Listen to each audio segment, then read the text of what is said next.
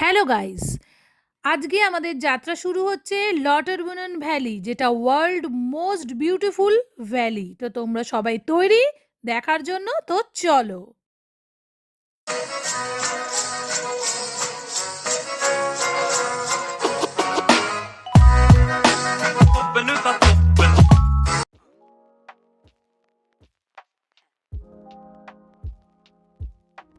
তো বন্ধুরা, আমরা চলে এসেছি লটারবুনন স্টেশনে।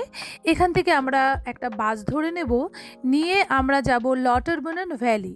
চোখ রাখো। পিকচার পোস্টকার্ডের দেশ সুইজারল্যান্ড। উপত্যকা জুড়ে সবুজ কার্পেট, কিছু দূর অন্তর অন্তর উইন্ডমিল, ডজনখানেক ঘরবাড়ি আর একটি করে চার্চ। এই নিয়েই পার হয়ে যায় সুইস গ্রামগুলো। সঙ্গে পাহাড়, ঝর্ণার বর্ণিল রূপ তো আছেই। এখানকার মেয়েরা আমাদের বাঙালিদের মতনই লাবণ্যময়ী। আমরা চলে এসেছি লটারবুনন ভ্যালি। সম্প্রতি শোনা যাচ্ছে যে এই ভ্যালি ট্যুর করতে গেলে কিছু টিকিটের ব্যবস্থা করা হবে। যদিও আমরা সম্পূর্ণ বিনামূল্যে এই ভ্যালি ঘুরে আসার সৌভাগ্য অর্জন করতে পেরেছি।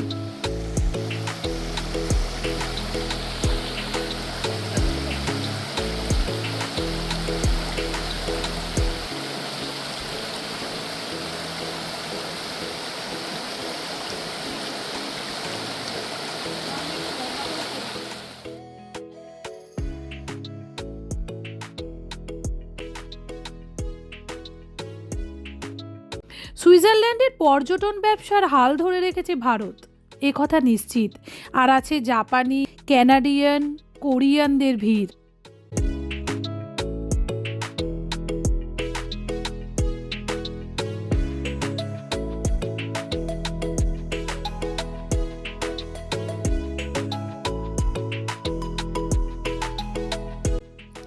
না, আমি ঠিক পাহাড় প্রেমী নই। তবে যারা 3বার কাশ্মীর গিয়ে ঘুরে এসেছে তাদের মতেও সুইজারল্যান্ডের মতো সুন্দর জায়গা আর দ্বিতীয়টা হয় না। কথাটা ভীষণ সত্যি। চারিদিকে সবুজে ঘেরা, পাহাড় ঝর্ণাতে মিলেমিশে একাকার হয়ে গেছে প্রকৃতি। এত সুন্দরভাবে সেজে উঠতে পারে, নিজের চোখে না দেখলে সত্যি বিশ্বাস করা অসম্ভব।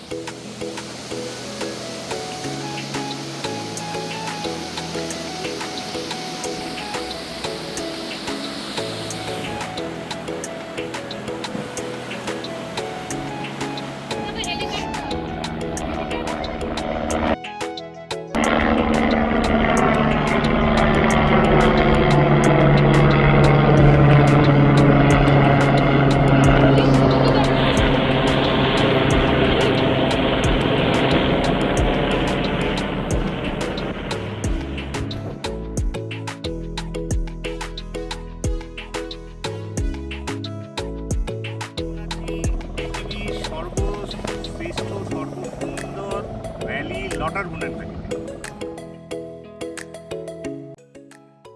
এত সবুজ চোখ আর মন ঠান্ডা করার জন্য যথেষ্ট। আর সবুজ রঙটা অনেকটা টিয়া সবুজ বা 3D সবুজও বলতে পারেন।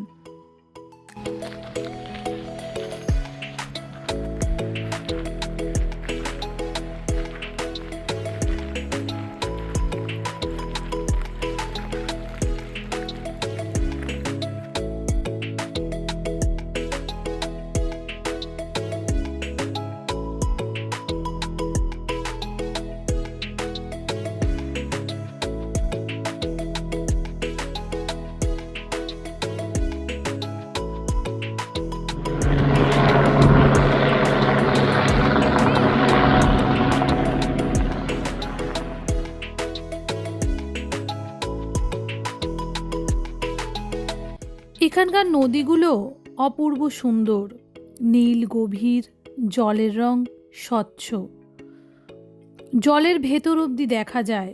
সমুদ্র তার কাছে অনেক তুচ্ছ লাগে। বলা হয়নি এই ভ্যালিতে টোটাল 70টা ঝর্ণা আছে।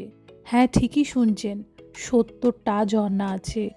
এক একটা রাস্তায়, এক একটা জায়গায় দাঁড়িয়ে আমরা গুনেছি পরপর 3-4টে ঝর্ণা।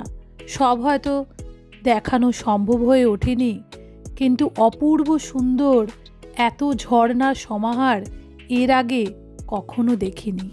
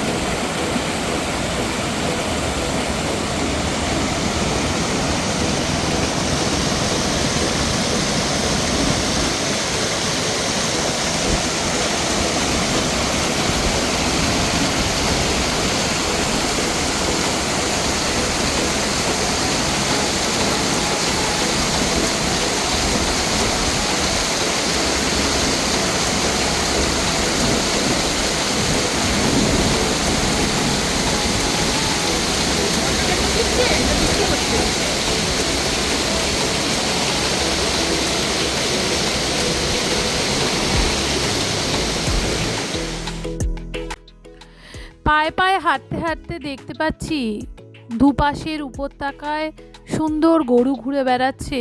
গরুগুলো উচ্চতায় আমাদের দেশের থেকে সামান্য বেশি, এবং তাদের গলায় সুন্দর ঘণ্টা বাঁধা, এবং সেই ঘণ্টার স্নিগ্ধ আওয়াজ প্রকৃতির আওয়াজের সাথে মিলেমিশে এক অপূর্ব সৌন্দর্য তুলে ধরেছে।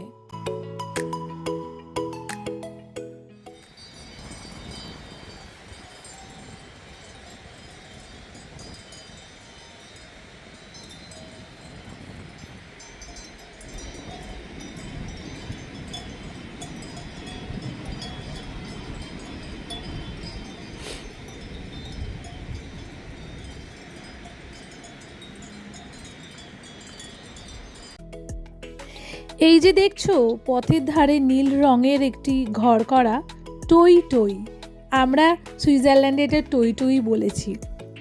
এটি বাথরুম এবং এটি 1 কিলোমিটার অন্তর অন্তর। এটির ভেতর দেখানো হচ্ছে যথেষ্ট পরিষ্কার।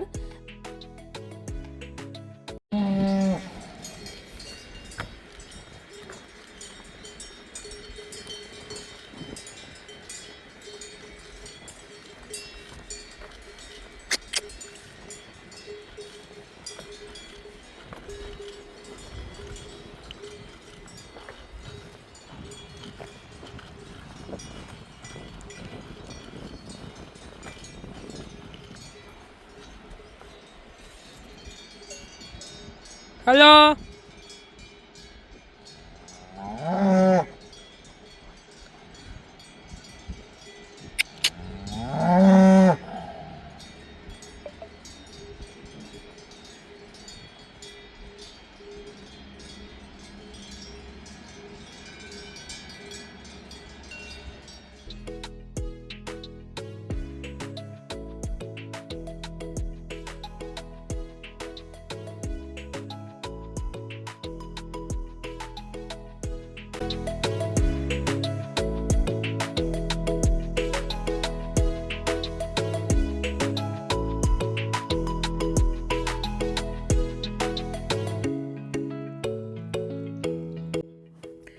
কিছু দূর গিয়ে গিয়ে রয়েছে বসার জায়গা, এবং অবশ্যই রয়েছে ডাস্টবিন, যেখানে আমরা এবং পথযাত্রী সবাই এটা ভীষণভাবে ব্যবহার করছি।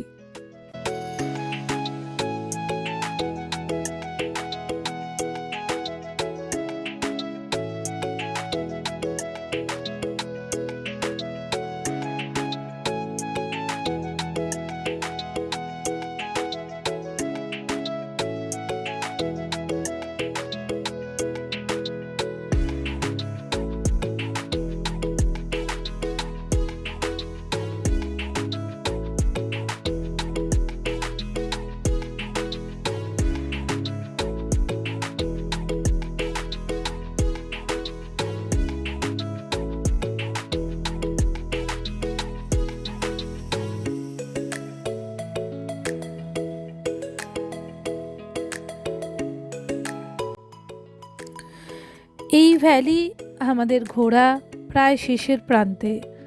তখনই আকাশ কালো করে নেমে এলো বৃষ্টি। ভ্যালি ঘোরার শুরুর মুহূর্তে ছিল রোদ। গোটা ইউরোপ জুড়েই দেখলাম সকালে বৃষ্টি, তারপরে রোদ, আবার রোদ।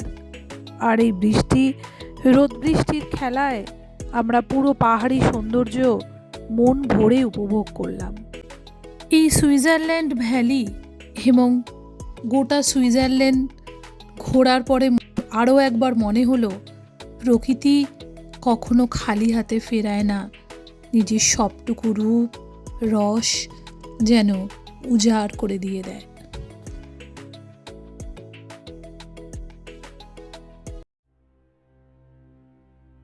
সুইজারল্যান্ডে এসে মনে হলো কোথায় যেন 90 দশকের নস্টালজিয়া নিয়ে সুইজারল্যান্ড দাঁড়িয়ে রয়েছে। সেই যশ চোপড়া আর শাহরুখ কাজল জুটি রোম্যান্টিসিজম আচ্ছন্ন করে এক তরুণ যুগলের পথে নামা, পথে হারানো প্রেমের গল্প সাক্ষী যেন এই পাহাড় শ্রেণী।